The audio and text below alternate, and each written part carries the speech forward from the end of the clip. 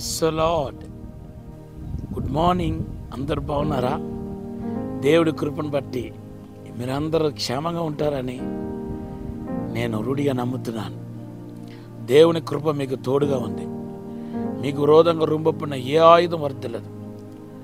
మీ ఇంట్లో ఎవరైనా అనారోగ్యంతో ఉంటే ఈరోజు దేవుడు అద్భుతంగా స్వస్థపరచబోతున్నాడు.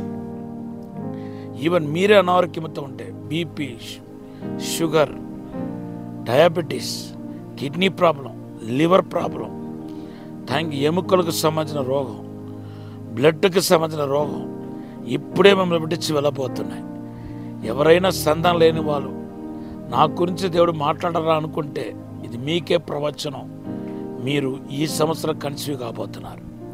ఈరోజు దేవుడు మీకు ఇచ్చిన వాగ్దానం నిర్గమకాండం 23వ అధ్యాయం 25వ వచనం. నిన్న మనము ఒక వాక్యం మనం చదివాము. దేవుడు భూమి ఆకాశం సృష్టించును, భూమి నిరాకారంగాను శూన్యంగాను కటిక చిక్కటి అగాధ జలముల పైన కమ్మి ఉండెను. పరిశుద్ధాత్మ దేవుడు అల్లాడుతూ కనపడినట్టుగా మనము ఆదికాండం 1వ అధ్యాయం 1-2 వచనంలో మనం చదివాము.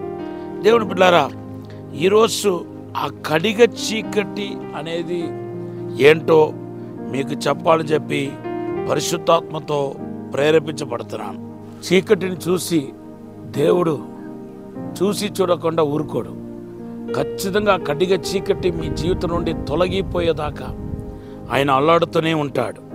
అయితే ఈ కడిగ చీకటి అనేది మన జీవితంలో దేన్ని సూచిస్తుందో నేను క్లుప్తంగా కొన్ని మాటలు మీకు చెప్పాలని ఆశపడుతున్నాను.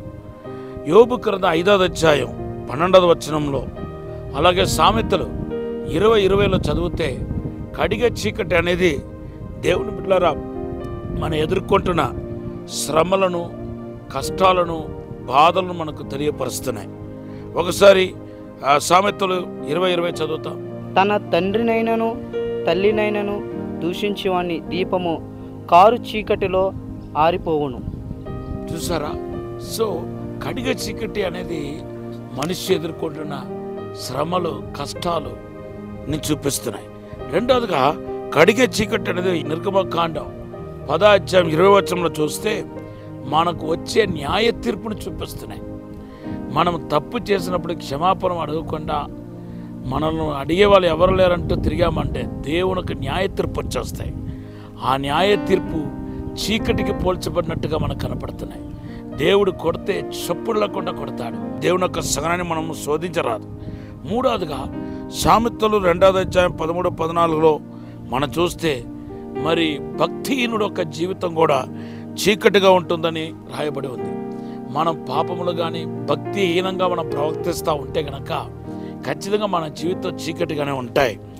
తర్వాత 4వది మనం చూస్తే కీర్తన 88:12లో చూస్తే మనిషి ఒక మరణం కూడా చీకటికి పోల్చబడ్డాయి.